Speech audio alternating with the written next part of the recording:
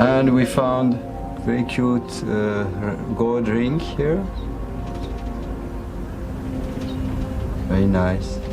And we have this exquisite and important gold ring here, which is a gold ring with semi-precious stone with an engraving of a crested bird called intaglia, and it was used as a seal, for example. After weeks of cleaning the wreck site, divers find a large hole, the wound that sank the ship 2,000 years ago. But there is no way to know if it struck a reef or was a casualty of war. It may take years to solve the mystery of the wreck in Cleopatra's harbor. It is one of the best preserved ancient ships ever found. A ship that Cleopatra may have watched sail by from her royal palace. The palace Frank Gaudio is determined to find. 2,000 years ago, Alexandria was the wealthiest city in the world, greater than Athens or Rome.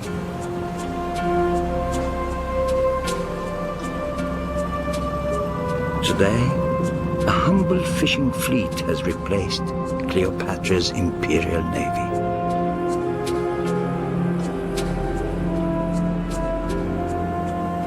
Somewhere in these waters lie the palaces where she seduced the most powerful men on earth, the mighty Julius Caesar of Rome,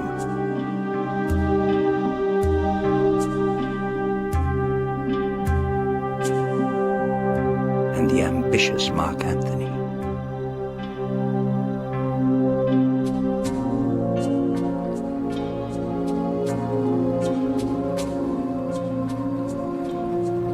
But time has been cruel to Alexandria.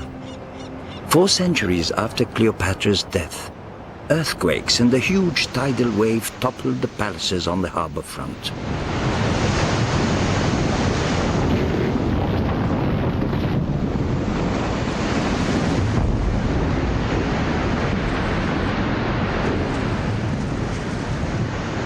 Scattering them into the bay, creating a massive underwater jigsaw puzzle.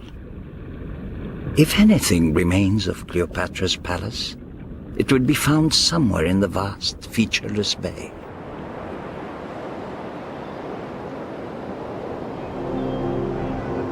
Two to 10 meters deep, the bay is over 2 square kilometers. Gaudio needs a starting point for his treasure hunt. His only guide is a faint voice from antiquity. A Greek scribe who journeyed to Alexandria 3 years after Cleopatra's downfall and chronicled the wonders that he saw. His name was Strabo, and he described a sprawling walled city with a great lighthouse, one of the 7 wonders of the ancient world. We know from Strabo that all around this harbor there were palaces and temples. Among them there was also an island with the palace of Cleopatra and a small harbor belonging to the king. Many maps have been made based on Strabo's writings, but only underwater exploration can provide the missing details.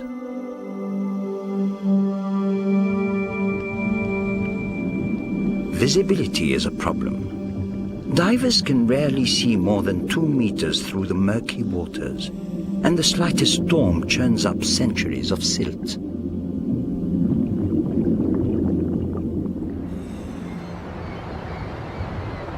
To locate the palace, Gaudio's team uses a variety of sensors to detect the shape of the seafloor below. The harbor is scanned for changes to the Earth's magnetic field, indications that structures may lie buried there. The images are combined with sonar and depth soundings to produce a rough sketch of the submerged jetties and ancient ports.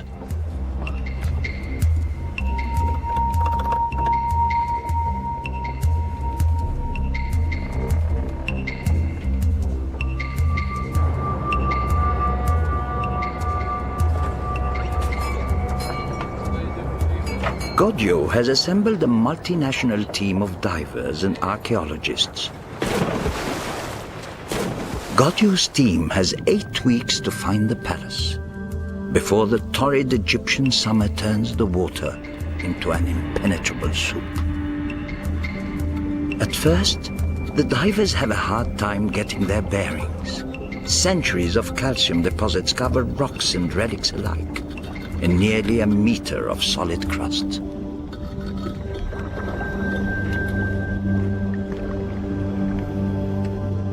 By chipping away at that crust, the divers expose pieces of the ancient city's wealth and grandeur.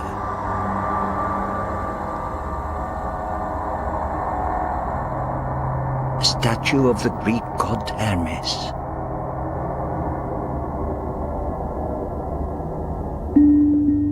A coiled serpent, guardian of the city.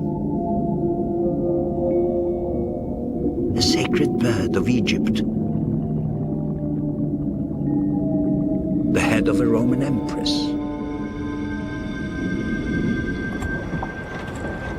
Godio gives the divers a new piece of technology, known as the piano for its many black buttons.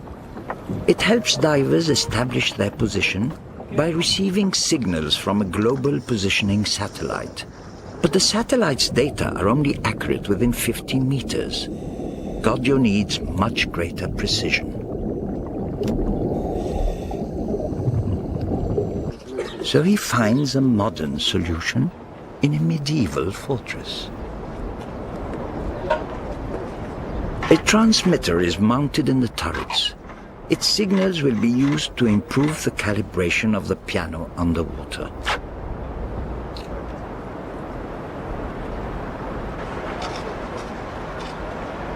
This receiver is linked to 2 antennas. The first one receives the signal from the satellite.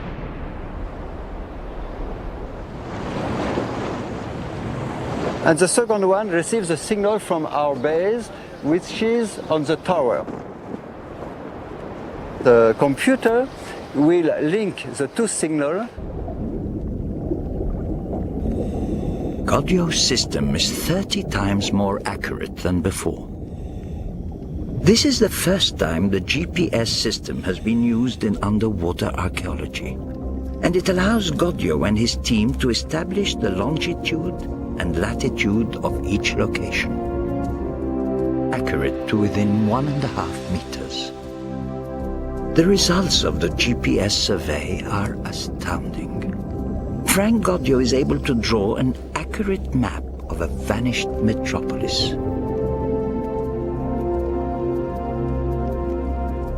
In 1997 and 8, after archaeological excavation, we were able to precisely define the contour and location of the ruined city.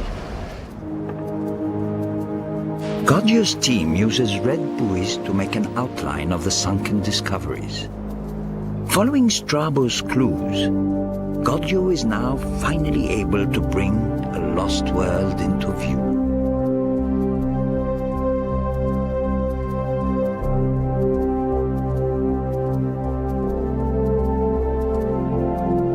His map offers entry into the Queen's domain. A palace where Cleopatra seduced Julius Caesar, mighty commander of the Roman legions.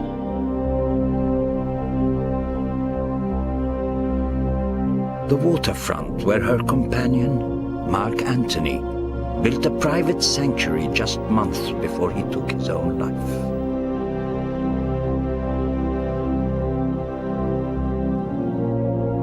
And finally, Antirodos, Cleopatra's royal island.